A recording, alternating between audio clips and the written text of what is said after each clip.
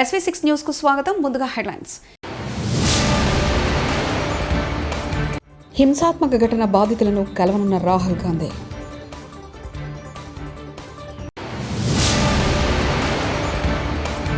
మహిళా ఎమ్మెల్యేను mayor అవమానిస్తున్నారు. MLA Madhavi Reddy.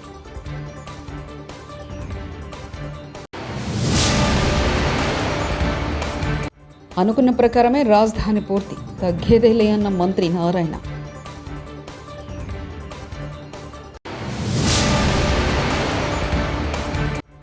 Allu Arjun ఎపిసోడ్లో బిగ్ ట్విస్ట్, దీపదాస్ మున్షిని కలిసిన బన్నీ మామ.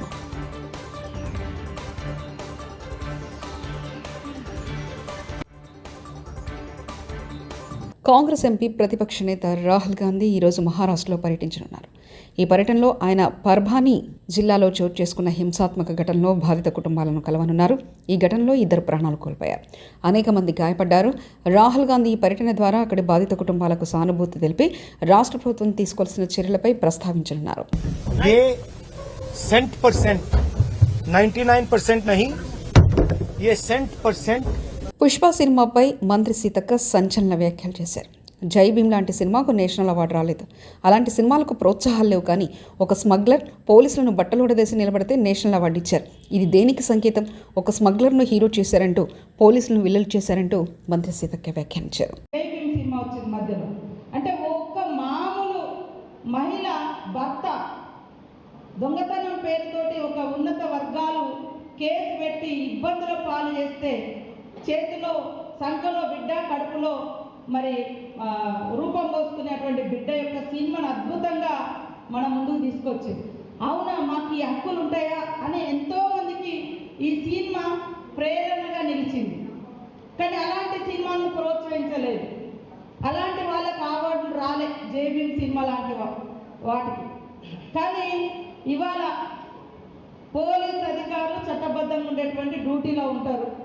వాళ్ళని బట్టలు ఇప్పేసి ఒక స్మగ్లర్ పాత్రలో ఒక స్మగ్లర్ పాత్రలో ఉండేటువంటి ఒక స్మగ్లింగ్ చేసేటువంటి హీరోలు పోలీస్ అధికారులను పోలీస్ స్టేషన్లలో బయట బట్టలు ఇప్పేసి నిలబెట్టి యథేచ్ఛగా స్మగ్లింగ్ చేసేటువంటి సినిమాలకు మాత్రం కేంద్రం నుంచి అవార్డులు వస్తున్నాయి. Icon star Allu Arjun episode Telugu రాష్ట్రాల్లో సంచలనంగా మారింది. ఈ వ్యవహారంలో ఊహించని పరిణామాలు చోటు చేసుకున్నాయి.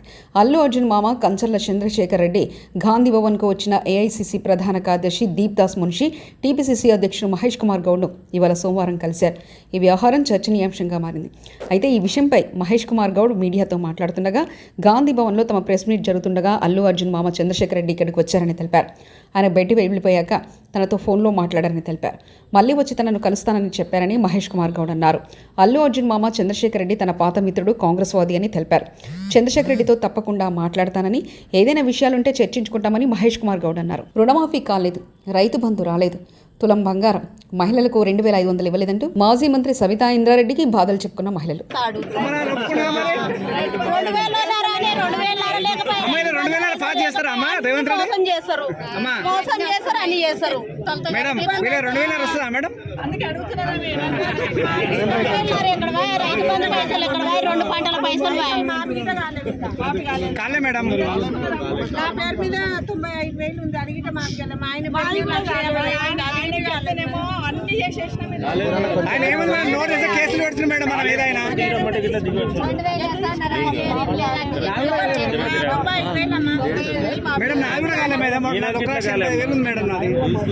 ప్రతిపక్షాలపై అటాక్ చేయడమే సీఎం రేవంత్ రెడ్డి లక్ష్యంగా పెట్టుకున్నారని బీఆర్ఎస్ ఎమ్మెల్సీ కవిత వ్యాఖ్యలు చేశారు. సోమవారం తెలంగాణ భవన్లో మీడియాతో నిర్వహించిన చిట్చాట్లో కవిత మాట్లాడుతూ, తెలంగాణలో 10% కమిషన్ ప్రభుత్వం నడుస్తుందన్నారు. కాంగ్రెస్ హామీ మేరకు ఇప్పటి వరకు ఒక్క మహిళకు కనీసం 30,000 కోల్పోయిందని తెలిపారు. అందరి కోసం కాకుండా కొందరి కోసమే కాంగ్రెస్ ప్రభుత్వం పనిచేస్తుందని విమర్శించారు. రేవంత్ రెడ్డి పెద్దల కోసమే ప్రభుత్వాన్ని నడుపుతున్నారని ఆరోపించారు. సమర్థవంతంగా కాంగ్రెస్ పార్టీ లార్జెస్ట్ పార్టీగా ఉన్న సంకీర్ణ ప్రభుత్వాన్ని నడిపినటువంటి గొప్ప మహనీయుడు పివి నరసింహారావు గారు కనీసం ఆయనకు ఒక స్మారక స్తూపం కట్టకుండా వారిని కాంగ్రెస్ పార్టీ అవమానించడం, అవసాన దశలో చాలా రకాలుగా కేసులు పెట్టి లీగల్గా ఇష్యూస్ చేసి ఇబ్బంది పెట్టినటువంటి సందర్భంలో కూడా మన తెలంగాణ బిడ్డ మరి అన్ని కేసులను ఎదుర్కొని ఒక మంచి క్లారిటీతోని క్లియరెన్స్ వచ్చిన తర్వాత కేసెస్ చాలా తన ప్రతిష్ట పెరగడం కూడా జరిగింది. కాంగ్రెస్ పార్టీ యొక్క వ్యక్తిత్వం నేచర్ ఎట్లాంటిది అన్నది ఒక్క పివి నరసింహారావు గారి ఎపిసోడ్ చూస్తేనే మనకు తెలిసిపోతుంది. కాబట్టి ఈరోజు కేసీఆర్ గారు తెలంగాణ రాష్ట్రం ఏర్పడిన వెంటనే మన బిడ్డను మనం గౌరవించుకోవాలి, తెలంగాణ బిడ్డ ప్రధానమంత్రిగా అయినటువంటి వ్యక్తి వారి గొప్పతనాన్ని ముందు తరాలకు అందించాలి అని చెప్పి వారు పివి మెమోరియల్ని మనకు నిర్మించడం నెక్లెస్ రోడ్లో, అట్లానే పివి నరసింహారావు గారికి సంబంధించి అనేక కార్యక్రమాలు చేయడం, శత జయంతి సంవత్సరం చేసినప్పుడైతే చాలా గర్వంగా అనిపించింది. ప్రపంచవ్యాప్తంగా మన వాళ్ళందరం కూడా మనం ఉత్సవాలు చేసుకోవడం జరిగింది. ఆస్ట్రేలియా లాంటి ప్లేస్లో పివి నరసింహారావు గారి విగ్రహాన్ని ప్రతిష్టాపన చేయడం జరిగింది. సో అట్లా ఎంతో గొప్పగా పివి నరసింహారావు గారిని ఆకాశం ఎత్తుకే మనం చూపించుకున్నాము, వారిని కాపాడుకున్నాము. వారి గౌరవాన్ని ఇక ముందు కూడా అలాగే కాపాడుకుంటూ ఇప్పుడున్నటువంటి రాజకీయ నాయకులందరూ కూడా పివి నరసింహారావు గారు స్ఫూర్తిగా నిలుస్తారని చెప్పి నేను భావిస్తా ఉన్నాను. హైదరాబాద్లో సంవత్సరానికి కేసీఆర్ పాలనలో 25,000 కేసులు అయితే రేవంత్ రెడ్డి పాలనలో 35,000 కేసులు అయ్యాయి. ఒక సంవత్సరంలో 10,000 కేసులు పెరిగాయంటే హోంమంత్రిగా ముఖ్యమంత్రిగా నువ్వు ఫెయిల్ అయ్యావంటూ హరీష్ రావు వ్యాఖ్యానించారు. గతంలో కేసీఆర్ గారు ఉన్నప్పుడు ఏడాది కాలంలో 25,000 కేసులైతే రేవంత్ పాలనలో 35,000 కేసులైనాయి. 10,000 కేసులు ఒక హైదరాబాద్ నగరంలో పెరిగినాయి. కేసులు అంటే మర్డర్లు, రేపులు, చైన్ స్నాచింగ్, రాబరీసు, దొంగతనాలు, రకరకాల కేసులు, ల్యాండ్ కేసులు, 10,000 కేసులు పెరిగినాయి అంటేనే నీ పాలన ఎంత చెత్తగున్నదో అర్థమవుతుంది కదా. నీ పరిపాలనలో నువ్వు ఫెయిల్ అయిపోయినావని అర్థమవుతుంది కదా. హోమ్ మినిస్టర్ నువ్వే, ముఖ్యమంత్రివి నువ్వే. హోమ్ మినిస్టర్గా నువ్వు ఫెయిల్, ముఖ్యమంత్రిగా లా అండ్ ఆర్డర్ నిర్వహణలో నువ్వు ఫెయిల్. అల్లు అర్జున్ ఇంటి మీద దాడి చేసిన నిందితులకు బెయిల్ ఇప్పించిన లాయర్లు, కోర్టు ఎలాంటి షరతు లేని బెయిల్ మంజూరు చేసిందని తెలిపిన నిందితుల తరఫు న్యాయవాది. విద్యార్థులని ముద్దాయిలుగా చూపిస్తూ 17వ నెంబర్ కోర్టు ముందు ఈరోజు ఉదయం వారిని హాజరుపరచడం జరిగినది. అట్టి విషయమై నేను ఆ కేసులో వాదించగా జడ్జి గారు అట్టి విషయాలని కన్సిడర్ చేస్తూ వారికి ఒకరి చొప్పున 2 షూరిటీల చొప్పున for each 10,000 without any condition within 3 days లో కంప్లై చేయమని ఈరోజు బెయిల్ మంజూరు చేయడం జరిగినది. జడ్జి గారి 17వ నెంబర్ కోర్టు జడ్జి గారి ఇంటి ముందు కమలానగర్, వనస్థలిపురం, హైదరాబాద్. అయోధ్యలో బాలరాముని విగ్రహ ప్రతిష్ఠ జరిగి ఏడాది పూర్తవుతున్న వేళ వైభవంగా వేడుకలు నిర్వహించేందుకు ఆలయ నిర్వాహకులు భారీ సన్నాహాలు చేస్తున్నారు. అయోధ్యలో నూతనంగా నిర్మించిన ఆలయంలో ఏడాది జనవరి 22న బాలరాముని విగ్రహ ప్రతిష్ఠ వైభవోపేతంగా జరిగిన సంగతి తెలిసిందే. ఈ పవిత్ర కార్యక్రమానికి సంబంధించి వార్షికోత్సవాన్ని ఘనంగా నిర్వహించేందుకు వచ్చే ఏడాది జనవరి 11 నుంచి 3 రోజుల పాటు పలు కార్యక్రమాలకు శ్రీకారం చుట్టారు. వీటిలో 3 గంటల పాటు నిర్వహించనున్న సంగీత విభావరి ప్రత్యేకంగా నిలవనుందని ఆలయ నిర్వాహకులు తెలిపారు. ముఖ్యమంత్రి చంద్రబాబు నాయుడు నేతృత్వంలో 44వ సిఆర్డీఏ అథారిటీ సమావేశం ఈరోజు సోమవారం జరిగిందని మంత్రి నారాయణ తెలిపారు. జోన్ 7, జోన్ 10 లేఅవుట్ల కోసం 2,723 కోట్లకు అథారిటీ అంగీకారం తెలిపిందన్నారు. నేటితో 47,288 కోట్లకు అథారిటీ అమరావతిలో అనుమతిచ్చిందని తెలిపారు. మిగిలిన వరుసకు త్వరలోనే ఆమోదం ఇస్తామన్నారు. వర్కుకు సంబంధించి వరుస టెండర్లు పిలిచి కంప్లీట్ చేస్తామన్నారు. నిరుపేదలకు మంచి ఇల్లు కట్టాలని, ప్రతి మహిళ కుటుంబంతో ఆనందంగా ఉండేలా సీఎం చెప్పారన్నారు. దీనికోసం అనేక ఆలోచనలు చేసి ప్రాజెక్టును సీఎంకి ఇచ్చామని, ఆయన కట్టమని అప్పట్లోనే ఆదేశాలు ఇచ్చారన్నారు. 7,01,181 ఇళ్లు కేంద్రం ఇవ్వగా వాటిలో 5 లక్షల ఇళ్లకు పరిపాలన అనుమతి ఇచ్చామని, వాటిలో 4,54,706 ఇళ్లు గ్రౌండ్ అయ్యాయని తెలిపారు. 300 చదరపడి పేదలు నిరుపేదలకు 300 చదరపడుగులు కడతారు అప్పుడున్న సెంట్రల్ గవర్నమెంట్ నామ్స్. అయితే కొంతమంది వచ్చి రిక్వెస్ట్ చేశారు, సార్ మేము కొంత బ్యాంకులను కట్టుకోగలం, మాకు ఒక బెడ్రూమ్ పెద్దదుండే కట్టన్నారు. కొందరు వచ్చి డబుల్ బెడ్రూమ్ హౌసెస్ కట్టండి సార్, మీరు ఇచ్చే సబ్సిడీ కాకుండా మిగతాది మేము కట్టుకుంటాం అన్నారు. అంటే కేంద్ర ప్రభుత్వం 1.5 lakh ఇచ్చింది, రాష్ట్ర ప్రభుత్వం 1.5 lakh ఇస్తూ ప్రతి హౌస్ కి 90,000 మళ్ళా ఇన్ఫ్రాస్ట్రక్చర్ కి ఇచ్చింది. అంటే 3,90,000 కేంద్ర ప్రభుత్వం రాష్ట్ర ప్రభుత్వం కలిసి ఇచ్చేటట్టుగా ఆ రోజు డిసైడ్ చేశాం. 3,90,000 అందులో 1,90,000 కేంద్ర ప్రభుత్వం, మిగిలింది రాష్ట్ర ప్రభుత్వం. అయితే దానిపైన ఎంత పడితే అంత వాళ్ళు కట్టుకునే విధంగా యాక్చువల్ గా నిర్ణయించాం. ఆ రోజు ప్రకారం అయితే 300 చదరపు అడుగుల వాళ్ళకి 2,65,000 బ్యాంకులో ఇప్పించేటట్టుగా, 365 వాళ్ళకి 3,15,000, 430 చదరపు అడుగుల వాళ్ళకి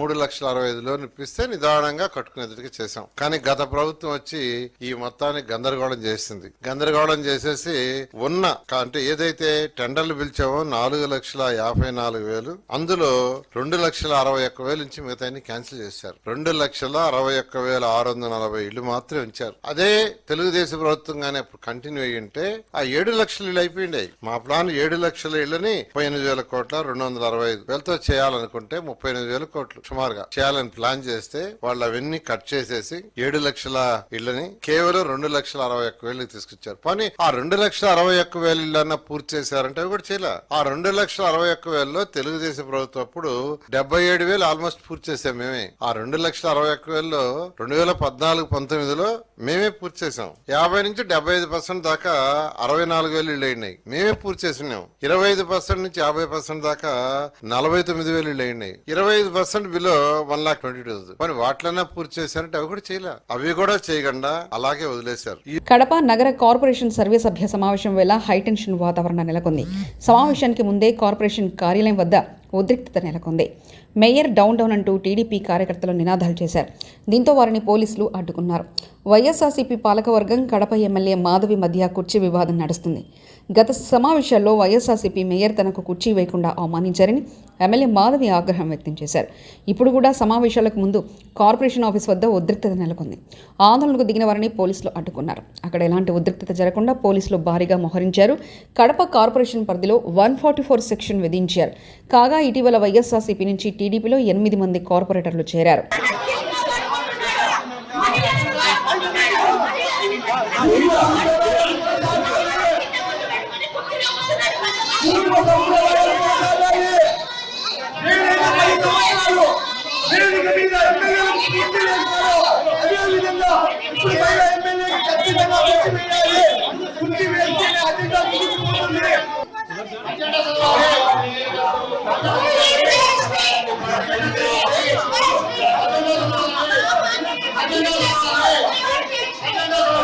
హైదరాబాద్లోని కొత్తపేటలో లావియన్ రోజ్ కెఫే 3వ బ్రాంచ్ ఘనంగా ప్రారంభోత్సవం జరిగింది.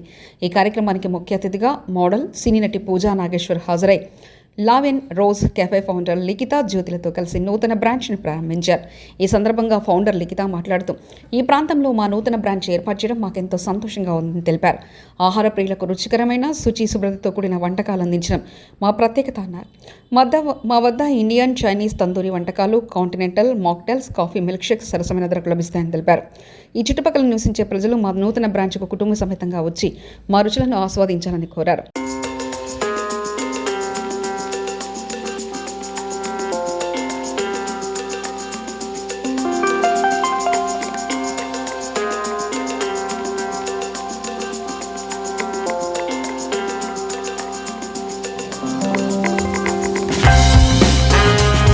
మన లావియన్ రోజ్ కేఫ్ ఇనాగ్రేషన్కి అటెండ్ అవ్వడం అనేది అండ్ అది నా చేతుల మీద జరగడం ఇంకా హ్యాపీగా ఉంది.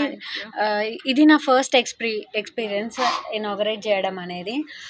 అండ్ ఫస్ట్ ఎక్స్పీరియన్స్ కూడా చాలా బెస్ట్ ఎక్స్పీరియన్స్ అయింది. బికాస్ నా ఒక favourite ambience like pink and floral ఇదంతా కూడా ఒక నేచర్ని చూపించుకుంటూ అండ్ ఆల్సో ఒక ప్రిటియెస్ట్ వైబ్ తెస్తూ ఇదంతా కూడా ఏవైతే నా ఫేవరెట్ థింగ్స్ అయితే ఏవైతే ఉంటాయో అదంతా ఇక్కడ మన అంబియన్స్ కనబడుతుంది అన్నమాట. సో దానికి నేను చాలా లైక్ నా ఫేవరెట్ అంబియన్స్ నేను ఇనాగ్రేట్ చేయడం అనేది నాకు చాలా హ్యాపీగా ఉంది. అండ్ కమింగ్ టు ఫుడ్ కూడా చాలా బాగుంది. నేను టేస్ట్ చేశాను కదా, లైక్ ఓకే అన్ని చోట్ల ఫుడ్ బాగుంటుంది బట్ సంథింగ్ డిఫరెంట్ ఉందన్నమాట మన దగ్గర. ఫుడ్ టేస్ట్ అండ్ ఎవ్రీథింగ్ చాలా బాగుంది. Thanks for this evening. Thank you everyone. I'm Likita, founder of Lavian Rose Cafe. ఇది వచ్చేసి మాకు సైనిక్పురి అండ్ గచ్చిబౌలిలో ఆల్రెడీ 2 బ్రాంచెస్ ఉన్నాయి. దిస్ ఇస్ ఆ 3rd బ్రాంచ్ అండ్ ఇవాళ సాఫ్ట్ లాంచ్ అవుతుంది at Kottapet and we are so happy that Kottapetlo launch చేస్తున్నాము because ఈ part of the city కి రావడం మాకు first time and I'm so happy and I'm really looking forward. హింసాత్మక ఘటన బాధితులను కలవనున్న రాహుల్ గాంధీ.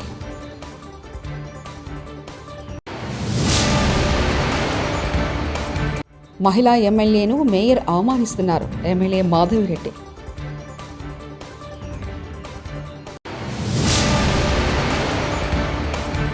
అనుకున్న ప్రకారమే రాజధాని పూర్తి, తగ్గేదేలే అన్న మంత్రి నారాయణ.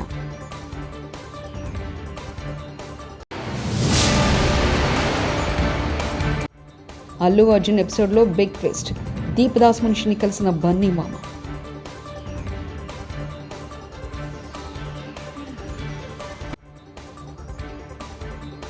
ఇవి బులెటిన్ విశేషాలు. చూస్తూనే ఉండండి SV6 న్యూస్.